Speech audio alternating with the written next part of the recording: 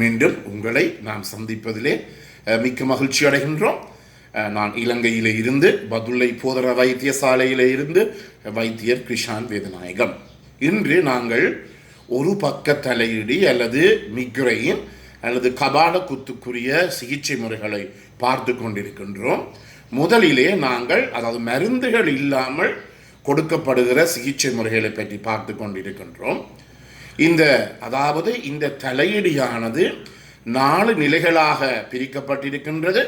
முதலாவதாக தலையீடியானது சாதாரணமாக 4 மணத்தியாலத்திலிருந்து 72 மணத்தியாலம் மட்டும் இந்த தலையீடு இருக்கும். இந்த 4லிருந்து 72 மணத்தியாலம் முடிந்த பிறகு அதன் பிற்பாடு ஒரு மயக்கம், ஒரு விதமான ஒரு மனநிலை இருக்கும். அது கூட 4லிருந்து 40 தலையீடி 4 மணத்தியாலத்திலிருந்து 72 மணத்தியாலம் மட்டும் முடிந்தாலும் அதன் பிறகு ஏற்படுகின்ற தாக்கமானது ஒரு 4லிருந்து 48 மணத்தியாலம் மட்டும் இருக்கும். எனவே இதை 4 நிலைகளில் பிரிக்கின்றோம். முதலாவது நிலை என்ன சொல்லுகிறோம் என்றால் ஓரா என்று சொல்லுகிறோம். இந்த நிலைமைகளிலே அதாவது தலையீடி வருவதற்கு முதல் ஒரு 2-3 மணத்தியாலத்துக்கு முதல் எங்களுக்கு ஒரு வாயிலே ஏதாவது ஒரு சுவை வர்றது போல இருக்கும், அல்லது கண்களிலே ஏதாவது வெளிச்சம் வருவது போல இருக்கும், அல்லது கண்களுக்குள்ளே ஒரு பிளட் விஷன் என்று சொல்லுவோம், கண்கள் மங்களாக தெரியும். இப்படிப்பட்ட போன்ற நிலைமைகளானது இந்த தலையீடி வருவதற்கு முதல் இருக்கும். அதை நாங்கள் ஓரா என்று சொல்லுவோம். அதே நேரத்தில் வாயில் ஏதாவது சுவை வரும், கண்களில் பிரச்சனை இருக்கும், உடல் முழுவதும் ஏதாவது படர்வது போல இருக்கும், ஒரு கூசுவது போல இருக்கும். இவையெல்லாம் இந்த தலையீடி வருவதற்கு முதல். அதன் பிற்பாடு புரோட்ரோம் பீரியட் என்று சொல்லுவோம். அதன் பிற்பாடு வருகின்ற காலமானது ஒரு அரை மணத்தியாலத்திலிருந்து 1 மணத்தியாலம் மட்டும் நீடிக்கும். இந்த நேரத்திலே எங்களை அறியாமலேயே இந்த தலையீடி கொஞ்சம் கொஞ்சமாக வந்து கொண்டு இருக்கும். இந்த புரோட்ரோம் முடிந்த பிற்பாடு அடுத்த நிலைமையானது தலையீடி. அதன் பிற்பாடு வருகின்ற நிலை நாம் போஸ்ட்ரோம் பீரியட் என்று சொல்லுவோம். அதாவது தலையீடி வந்த பிற்பாடு முடிந்த பிற்பாடு 4லிருந்து 48 மணத்தியாலும் ஒரு மயக்க நிலை, சாதாரணமாக வேலை செய்ய முடியாத நிலை, யாரும் கதைத்தால் கோம் வருகின்ற நிலை இருக்கும். எனவே இந்த 4 நிலைகளாக நாங்கள் பிரித்துக் கொள்வோம். எனவே இந்த சிகிச்சை முறைகள் ஏன் இவை முக்கியமானது என்றால், அந்த முதலிலே வாயிலே ஏதாவது சுவை வருகின்றது, கண்களில் ஏதாவது வெளிச்சம் வருகின்றது, அல்லது கண்கள் மங்களாக தெரிகின்றது, உடலில் ஏதாவது கூசுவது போல இருக்கின்றது என்று தெரிந்தவுடனேயே, அதாவது இதை நாங்கள் ஓரா என்று சொல்லுவோம். உடனடியாக நீங்கள் என்ன செய்யணும், ஒரு தனி அறையிலே போய் எல்லா வெளிச்சங்களையும் எல்லா லைட்டுகளையும் நூற்று போட்டு சத்தம் இல்லாமல் ஒரு அறையில் அப்படியே இருக்க வேண்டும், படுத்திருக்க வேண்டும்.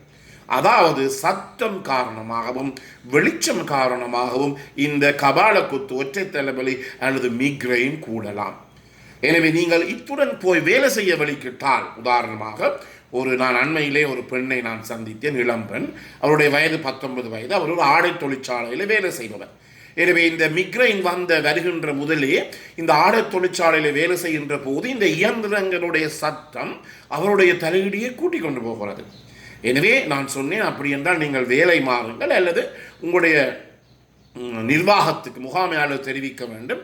இப்படி வந்த உடனே நான் அந்த இடத்துல இருந்தால் உங்களுக்கு தெரியும், இந்த ஆடை தொழிற்சாலையே தலைக்கு மீதே வெளிச்சம், லைட் கூட இருக்கின்றது.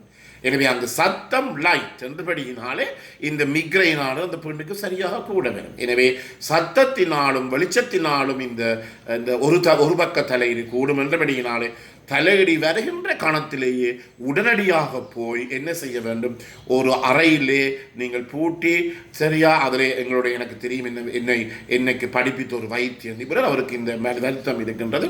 அவர் என்ன செய்வார் என்றால் உடனடியாகவே அந்த அறைக்குள்ள தன்னுடைய அறையில் போய் பூட்டி வெளியில் ஒரு மட்டை போட்டிருப்பார், டூ நாட் டிஸ்டர்ப் என்று சொல்லி. அந்த வேலை சாதாரணமாக தொழிற்சாலையில் வேலை செய்வதற்கு அப்படிப்பட்ட வசதிகள் ஒன்றும் கிடையாது என்றபடியினாலே ஒரு அறையிலே போய் எல்லா வெளிச்சங்களையும் நூற்று, லைட்டுகள் எல்லாத்தையும் நிப்பாட்டி போட்டு என்ன செய்யணும், நல்லாக கண்ணை மூடி நல்லாக ஒரு ஓய்வு எடுக்க வேண்டும். இது மிகவும் முக்கியமான. நீங்கள் கேட்கலாம், இது ஒரு பயங்கரம். இப்படியே நீங்கள் அதாவது இப்படி தலையீடி வருகின்ற போது கூட ஒரு சத்தமான, இரைச்சலான, ஒரு வெளிச்சம் இருக்கின்ற இடத்திலே தொடர்ந்து இருப்பீர்களாக இருந்தால் இந்த தலையிலே கூடிக்கொண்டு போய் உங்களாலே தாங்க முடியாத ஒரு நிலைமைக்கு வருவதை நான் கண்டிருக்கின்றேன். சில பேர் சில தவறான முடிவுகளை எடுத்து தற்கொலைக்கு கூட இவர்கள் முயன்றிருக்கிறார்கள். என்றபடியினால என்ன செய்ய வேண்டும், வருகின்ற போது உடனடியாகவே நீங்கள் ஒரு இருட்டறைக்குள்ள போய் ஒரு லைட்டில் நூற்று போட்டு இருக்க வேண்டும். அதே நேரத்தில் உங்களுக்கு ஏதாவது பேராசிட்டமால் வகையான ஏதாவது மருந்துகள் கிடைக்குமாக இருந்தால் அவற்றையும் போட்டுட்டு நீங்கள் அப்படியே கண்ணை மூடி இருப்பீர்களாக இருந்தால் அது 2-3 மணித்தியாலத்துக்குள்ளே அப்படியே குறைந்துவிடும். இரண்டாவதாக நான் முதல்ல சொன்ன இந்த ஓரா அல்லது ப்ரோட்ரோம் ஃபேஸ் என்று சொல்லுவோம். அதாவது முதல்ல வார இந்த 2 நிலைமைகள், தலையிடிக்கு முதல்ல வார 2 நிலைமைகள் அப்படி வருகின்ற போது நீங்கள் என்ன செய்யலாம், உங்களோட தலைக்கு ஒரு கோல்ட் பேக்ஸ், குளிர்ந்த ஒரு ஐஸ் பேக்கெட்டை நீங்கள் வைக்கலாம்.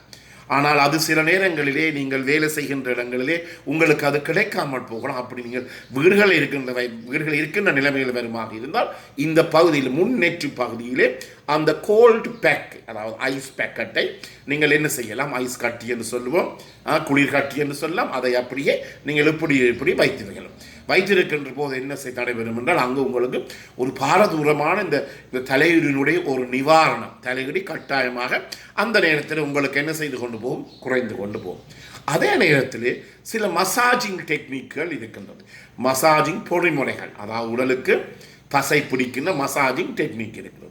அதில் முதலாவதாக என்ன செய்வோம், இந்த இமைகளுக்கு கீழ் இருக்கிற பகுதியை, இமைகளுக்கு கீழ் இருக்கின்ற பகுதியை நீங்கள் என்ன செய்யலாம், இங்கே இப்படி செய்து கொண்டு இருக்கலாம், நல்ல ஒரு மசாஜ். அதே நேரத்தில் இந்த இமைகளுக்கு கீழ் பகுதியிலே நீங்கள் மசாஜ் பண்ண, அதே நேரத்தில் இந்த தாடை ஜான்னு சொல்லும் இதில் நீங்கள் இப்படி மசாஜ் பண்ணலாம். அதே நேரத்தில் என்ன செய்வார்கள், இந்த காது பக்கத்திலையும் மசாஜ் பண்ணலாம். அதே நேரத்தில் இந்த முதுகு பக்கத்திலும் மசாஜ் பண்ணலாம். அதே நேரத்தில் இந்த ஷோல்டர் என்று சொல்லுவோம், இந்த பகுதியிலும் கழுத்து பகுதியிலும் மசாஜ் பண்ணலாம், இந்த முதுகு பகுதியிலும் மசாஜ். இதையெல்லாம் என்ன செய்கின்றது, உங்களை ஒரு நல்ல அது கூலான ஒரு அமைதியான நிலைமைக்கு உங்களை இட்டு செல்லுது. நீங்களே அதை செய்து கொள்ளலாம். உங்களுக்கு யாராவது பக்கத்திலே யாராவது உறவினர்களோ யாராவது நண்பரோ இருந்தால் அதனை இப்படி செய்ய சொல்லலாம். அல்லது நீங்களே உங்களுக்குள்ளேயே நீங்கள் செய்து கொள்ளுகின்ற போது உங்களுக்கு என்ன செய்யலும், இந்த அதாவது கண்களுக்கு கீழ்ப்பகுதி, இந்த தொடைக்கு மேல் பகுதி, இந்த காதுடன் சேர்ந்த பகுதி, அதே நேரத்தில் இந்த கழுத்து பகுதி, இந்த பகுதி ஷோல்டர் பகுதி, அதே நேரத்தில் முதுகு பகுதி, இவற்றை நீங்கள் இந்த மசாஜ் பண்ணி விடுகின்ற போது என்ன செய்கிறது என்றால் இந்த நேரத்தில் எங்களுடைய இந்த கொஞ்சம் கொஞ்சமாக குறையும். நான் முதலே சொன்னது போல இந்த மிக்ரைன் ஆனது பல பயங்கரமானது, பாரதூரமான விளைவுகளை ஏற்படுத்தக்கூடியது. என்றபடினால முதலிலே செய்ய வேண்டும், இருட்டறையில் போய் படுத்திருக்க வேண்டும். அடுத்தது வருகின்ற நேரம் தாண்டால் உடனடியாக இருட்டறையில் போய் சத்தம் எல்லாத்தையும் நிப்பாட்டி போட்டு அடுத்து அதனது இப்போ ஒரு சத்தம் என்று சொல்லுகின்ற போது இந்த ஃபோன் மிகவும் முக்கியமான. சில பெண்கள் என்ன செய்கிறார்கள் என்றால் மிக்ரைன் வருகின்ற போது அறைக்கிழமை பூட்டிக்கொண்டு இந்த ஃபோனை, ஸ்மார்ட் ஃபோனை பார்த்து கொண்டிருக்கிறான், கை தொலைபேசி. என்ன நடைபெறும், கை தொலைபேசியில் வெளிச்சத்துக்கு நோக்கூடும், அதே நேரத்தில் இந்த சத்தத்துக்கு நோக்கூடும். எனவே இவற்றை கொஞ்சம் கவனித்துக் கொள்ள வேண்டும். இந்த நிகழ்ச்சி உங்களுக்கு பிடித்திருந்தால் இதை மற்றவர்களுக்கு அறிமுகப்படுத்துங்கள், லைக் பண்ணலாம், ஷேர் பண்ணலாம். அதே நேரத்திலே இதை நீங்கள் மணி சின்னத்தை பெல் சின்னத்தை அமுழ்த்து நீங்கள் சப்ஸ்கிரைப் பண்ணலாம். மேலதிக விவரங்கள் தேவையாக இருந்தால் 0094 777 35 62 45. மீண்டும் உங்களை சந்திக்கும் வரை நன்றி, வணக்கம்.